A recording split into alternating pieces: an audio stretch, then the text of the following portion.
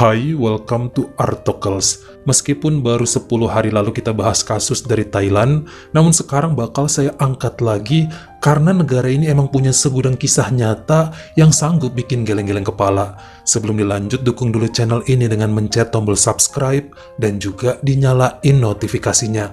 Supaya lain kali, kalau misalnya saya upload video baru, kamu jadi orang pertama yang tahu.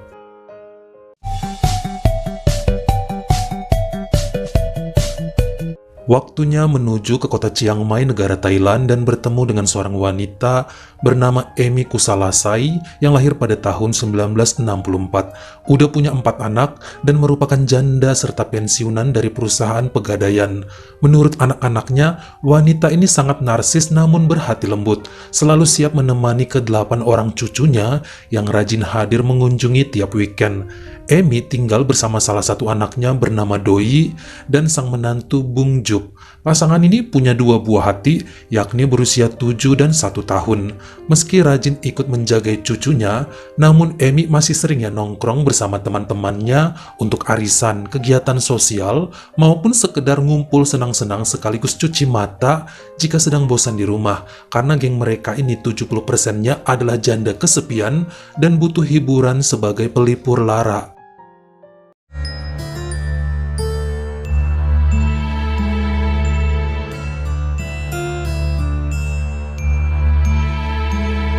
Menjanda selama 11 tahun, sebenarnya pernah juga Amy berhubungan dengan seorang pria muda yang dikenalnya dari Facebook.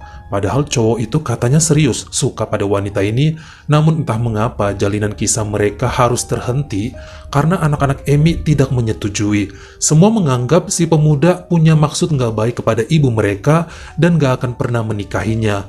Bahkan salah satu putra Amy mengancam akan menghabisi lelaki itu jika tidak menjauhi emak mereka. Ini bikin sang ibu sedih dan kecewa pada anak-anaknya. Dia merasa masih berhak bahagia dengan siapapun. Makanya perempuan tersebut sempat ngediemin anak-anaknya beberapa tahun, yang membuat keadaan aneh di antara mereka.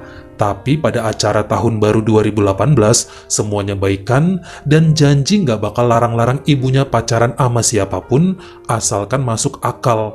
Yang kemarin itu pemudanya umur 27, punya feeling bahwa itu cowok berniat tidak baik, soalnya pengangguran juga.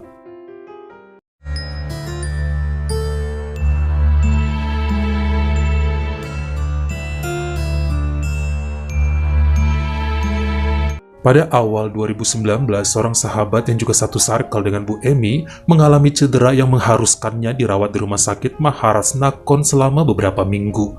Namanya Rinrada Natawalan yang berusia 58 tahun.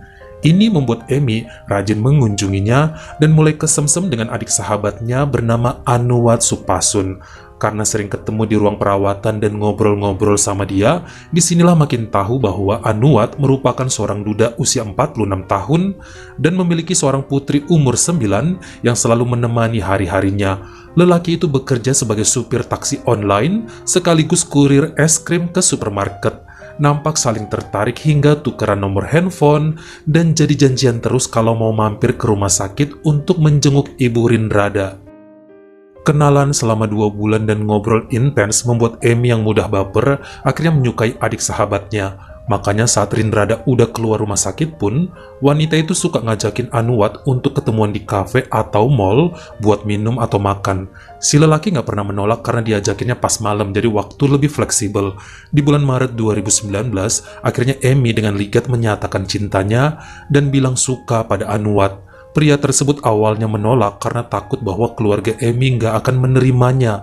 Lelaki itu sedang mencari wanita yang serius untuk dijadikan istri supaya ngejagain putrinya dan bisa menemani hari-harinya sampai tua. Amy langsung ngomong bahwa dia siap dinikahi dan yakin bahwa anak-anaknya kelak menerima calon suaminya. Soalnya Anuwat kan nggak pengangguran dan usianya terbilang matang. Nggak akan ada yang berani menghalangi, pikirnya. Makanya kemudian dengan keberanian penuh akhirnya mereka ngomong pada kakaknya Anuwat, si Rinrada, yang kemudian ngasih izin asal keluarga Amy setuju. Namun kelihatannya bagi anak-anak Emi hal tersebut sudah bukan waktunya. Mereka menolak lamaran Anuat yang datang ke rumah dengan bilang sang ibu udah tua dan sakit-sakitan, gak bakal bisa juga ngejagain anaknya Anuat, ngawas cucu aja udah sakit pinggang. Lagian buat apa sih nenek tersebut nikah lagi? Usianya kan udah 55 tahun. Apa tidak lebih baik untuk menghabiskan waktu sama cucu aja dan gak usah lagi disibukkan hal yang berhubungan dengan rumah tangga? Intinya, keempat anak Emi menolak sampai terjadi perdebatan hebat. Sempat ya wanita itu kabur dan nginep di hotel selama 3 hari karena nggak terima dengan putusan anak-anaknya. Terlebih lagi saat Anuat akhirnya memutuskan hubungan pacaran mereka. Pria itu mikir ya mending nyari yang lain, kan dia pengen cari istri bukan pacar buat enak-enak.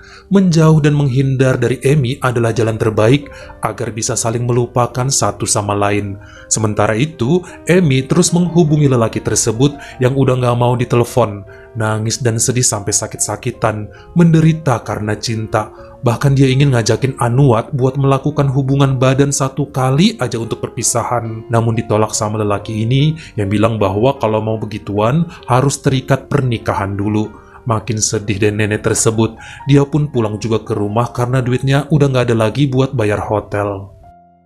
Walau awalnya sulit, namun lama-kelamaan berhasil juga Emi melupakan pria itu dan hubungannya dengan anak-anak kembali akur. Namun pada Agustus 2019 saat ngumpul lagi bareng teman-temannya di Hotel Furama Chiang Mai, dia ketemu lagi dengan sang sahabat Rinrada yang kali ini mengabarkan berita kejutan. Wanita itu membawa undangan pernikahan adiknya, si Anuat, dengan seorang perempuan berusia 48 tahun bernama Jaria, salah satu anggota geng mereka juga yang janda. Patah hati Emi mendapat undangan itu sekaligus menangis sedih. Selama 5 bulan gak ada kabar dan mengira bahwa lelaki tersebut akan balik serta mencarinya, ternyata udah punya kekasih lain dan segera menikah. Seperti mau ngamuk rasanya, penantiannya sia-sia hingga mulai menunjukkan wajah cemberut tiap berada di rumah. Ini semua salah anak-anaknya. Coba dari dulu setuju dengan lelaki pilihannya. Mereka maunya dia tuh nikah sama yang seumuran. Tapi kan Emi udah gak selera sama yang sebaya, udah peot dan keriput. Dia maunya sama yang mudaan lah. Apalagi Anuat badannya juga masih seger karena rajin olahraga. Bikin Emi pengen ngerasain dibelai sama si pria tersebut. Tapi kalau keadaannya sudah begini, siapa yang mau disalahkan? Pada September 2019, ternyata Emi tidak hadir dalam pernikahan mantan pacarnya itu. Dia takut ntar terbakar cemburu dan malah ngacak-ngacakin pelaminan. Meskipun sang putri Doi sempat nanya kenapa dia nggak berangkat, soalnya wanita itu ngebaca undangan ada di meja depan. Namun Emi malah merengut dan jawab judes nggak tahu sambil mengunci pintu kamarnya. Dia tuh pengen banget anak-anaknya ngerti bahwa dirinya kecewa dengan mereka yang selalu melarang kawin lagi. Ya mungkin mereka juga tahu, tapi dibiarkan aja demi kesehatan ibunya juga kan. Beberapa minggu kemudian, circle ibu-ibu ngumpul arisan lagi di restoran Hotel Furama. Kali ini istri baru Anuat yang juga teman mereka, yakni Jaria, hadir di sana bersama Rinrada. Mau nggak mau Emi menegur dan mengucapkan selamat padanya, meski hati sangat sakit dengan kenyataan bahwa pria yang dicintainya telah jadi milik orang lain. Hari-hari selanjutnya, meski tahu bahwa Anuat telah menikah, masih juga nenek tersebut kirim pesan padanya, mengungkapkan rasa bersalahnya, minta maaf serta bilang bahwa dirinya tahu sebenarnya Anuat masih cinta sama dia, dan menikahi Jaria adalah jalan sebagai pelarian aja karena ngambek ditolak lamarannya oleh anak-anak Emi. Beberapa kali juga dia coba nelpon namun gak pernah lagi direspon. Mulai putus asa, akhirnya kemarahan ini dilampiaskan pada cucunya dengan melempari putra sulung Doi menggunakan spatula hingga hidung bocah itu terluka. Sempat ditegur oleh putrinya, namun Emi malah makin ngamuk dengan menghina-hina anak serta menantunya.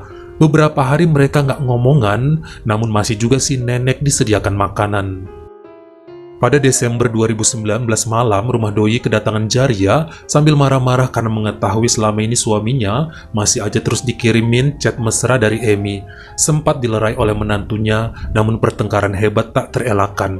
Si nenek malah lebih ngamuk ya pada Jaria karena tega merebut pacarnya tanpa izin bahkan kemudian menikahi. Harusnya permisi baik-baik dong, karena emang kan kemarin antara Emi dan Anuat katanya belum putus total, masih break bentar. Malah disamber. Jaria dibilang gak punya otak dan gak punya etika. Percuma dianggap teman selama ini, tapi tega ngambil pacar temen. Justru Jaria melawan balik dengan mengatakan bahwa Anuat yang duluan datang padanya dan ngajak kawin. Bahkan awalnya ditolak, namun ngejar-ngejar terus. Serta dia kan ngakunya jomblo, jadi buat apa izin-izin segala kalau emang lelaki itu bilangnya pria single. Yang terpenting mulai sekarang, hentikan semua SMS dan chat mesra pada Anuat karena udah punya istri. Harus tahu malu lah. Perkelahian dahsyat terjadi sampai kemudian sang menantu Bung Jup mengantarkan Jaria pulang ke rumahnya dan Doi menenangkan sang ibu yang tetap sinis pada putrinya tersebut. Sebulanan kemudian baru nih circle ibu-ibu pada tahu mengenai pertengkaran yang terjadi di antara dua anggota mereka tadi. Pantesan udah beberapa minggu, Emi nggak mau lagi gabung sama mereka. Akhirnya di awal Februari 2020, beramai-ramai mendatangi rumah Doi sambil bawa makanan dan bunga, sekaligus mau mendinginkan keadaan yang memanas antara Emi dan Jaria. Jaria juga ikut datang dan setelah ngobrol beberapa jam, akhirnya terjadi damai di antara mereka, serta berjanji akan melupakan prahara yang pernah terjadi. Harus akur lagi, dan perkumpulan mereka jangan sampai hancur, sebab udah sama-sama tua. Justru wajib makin erat semuanya. Inilah yang kemudian membuat Emi menyetujui dan minta maaf kepada seluruh anggota perkumpulannya. Seminggu kemudian, Emi mendapat chat di grup teman-temannya bahwa pada Jumat tanggal 14 Februari nanti akan diadakan makan bersama sekaligus perayaan Valentine untuk anggota mereka. Acaranya di rumah Bu Rinrada sekaligus mau syukuran karena ternyata sang adik ipar Jaria sedang mengandung 3 bulan. Entah mengapa lagi-lagi ini bikin hati dan perasaan Emi kesal serta cemburu. Itu adalah hasil pembuahan Anuat, pikirnya. Dia pun bertanya-tanya, kan si Jaria usianya udah 49, apa mungkin masih bisa hamil? Atau jangan-jangan ini cuma akal-akalan wanita itu untuk bikin dia cemburu? Berarti kemarin maaf-maafan cuma palsu semata. Meskipun galau, ternyata berangkat juga wanita tersebut diantar menantunya ke rumah Rinrada pada Jumat 14 Februari 2020 malam. Kala itu cukup ramai yang datang, dan dia pun bertemu lagi dengan mantan kekasihnya, Anuat, yang semakin tampan serta gagah pikirnya. Lelaki itu tetap menyapa dan niat salaman, tapi ditolak sama Emi yang sok cantik lalu langsung beranjak ke dapur menemui sahabatnya, Rinrada.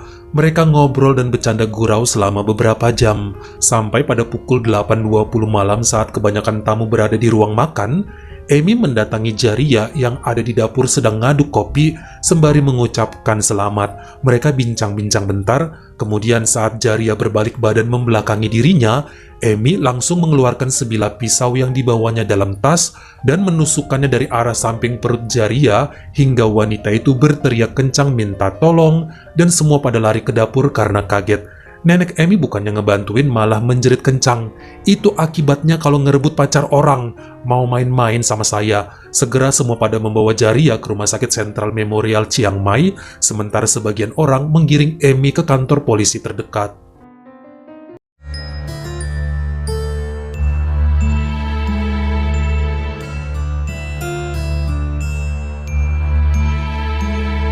Tentunya Doi dan saudara-saudaranya pada kaget dengan apa yang terjadi. Mereka nggak nyangka si ibu nekat melakukan ini semua karena cemburu buta. Kirain kemarin udah ada acara damai, emang beneran saling memaafkan. Ternyata masih lanjut dendam-dendaman sampai membuat terluka. Diketahui setelah menjalani masa kritis, akhirnya nyawa Jaria masih bisa diselamatkan. Namun anehnya menurut dokter, wanita tersebut tidak sedang hamil. Ini bikin yang lain kaget termasuk Anuat dan kakaknya Rinrada. Entah apa maksudnya berbohong gitu. Jaria nggak pernah mau ngasih tahu alasannya selain menunduk lemas. Sementara Emi setelah tahu bahwa kandungan itu kosong dan palsu, tertawa keras sebab merasa sebagai pahlawan bagi Rinrada. Dia bilang Jaria emang tukang tipu. Proses hukum terus berjalan ya bagi Emi. Menurut pengacaranya Aunata Kon, perselisihan yang terjadi antara kliennya dengan Jaria sudah lama timbul karena masalah rebutan pria. Emi merasa hubungannya dengan Anuat tidak pernah putus dan cuma istirahat bentar guna mengambil ancang-ancang dan jurus lain agar mendapat persetujuan anak-anaknya. Hal ini dibantah oleh Anuat yang mengatakan semua udah selesai. Dia terakhir nelpon dan kirim SMS yang menyatakan jalinan kasih mereka berakhir. Pengen cari yang lain aja, gak mau berurusan sama putra-putri Emi karena bagaimanapun mereka udah gak merestui. Jadi berhaklah Anuat melamar perempuan lain untuk kelanjutan hidupnya. Dan semenjak itu gak pernah sekalipun meladeni mantannya tersebut walau dihubungin terus-menerus. Meskipun awalnya seperti menantang pihak pengadilan dengan sok jago, atas anjuran sang pengacara akhirnya Amy mau juga mengakui kesalahan guna menghindari hukuman berat. Dia bilang alasan melakukan itu memang karena cemburu. Namun aneh aja ya, usia Jaria mau 50 kok masih bisa hamil katanya. Baginya wanita itu banyak kepalsuan. Selama ini juga berteman sama dia nggak suka-suka amat terlalu dekat. Apalagi setelah berani ngerebut pacarnya. Akumulasi dendam itu yang kemudian membuat Amy berniat menyakiti Jaria Valentine kemarin. Pakai acara syukuran hamil segala. Ini membuat rasa bencinya bertambah beratus-ratus kali lipat. Makanya dia nekat juga malam itu. Sampai pada hasil keputusannya per hari Selasa 23 November 2021 setelah pandemi, akhirnya hakim di Pengadilan Negeri Kota Chiang Mai menyatakan bahwa Amy Kusalasai yang berusia 57 tahun bersalah atas tuntutan tingkat 2, yakni penyerangan secara terencana pada Jaria. Dia bahkan sengaja membawa pisaunya sendiri dari rumah. Perempuan tersebut dijatuhi hukuman 5 tahun kurungan, dikurang masa tahanan saat menunggu sidang yakni 20 bulan. Dia akan menjalani sisa masa tahanan 3 tahun 4 bulan, dan setelah bebas pun akan dikenakan syarat untuk menjauhi Jaria dan suaminya. Jika tidak, maka ada sanksi yang akan dikenakan lagi padanya. Hukuman ini jauh lebih ringan dari tuntutan jaksa yang meminta 10 tahun kurungan. Sementara setelah kejadian ini, Anwat dan istrinya akur kembali, meski sehabis itu nggak pernah mereka mendapat anak lagi. Ya, urus putri tunggal yang dibawa oleh Anwat saja. Bagaimana menurut kamu? Apakah Jaria juga salah dalam hal ini karena bohong tentang kehamilannya? Dan pantaskah hukuman 5 tahun aja diterima oleh nenek Amy? Kalian komen di bawah.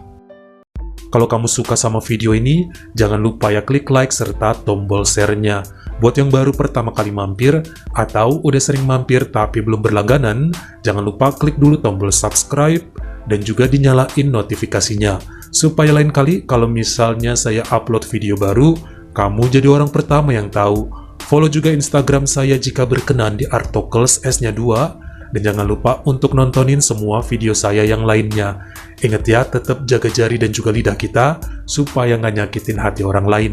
Terima kasih.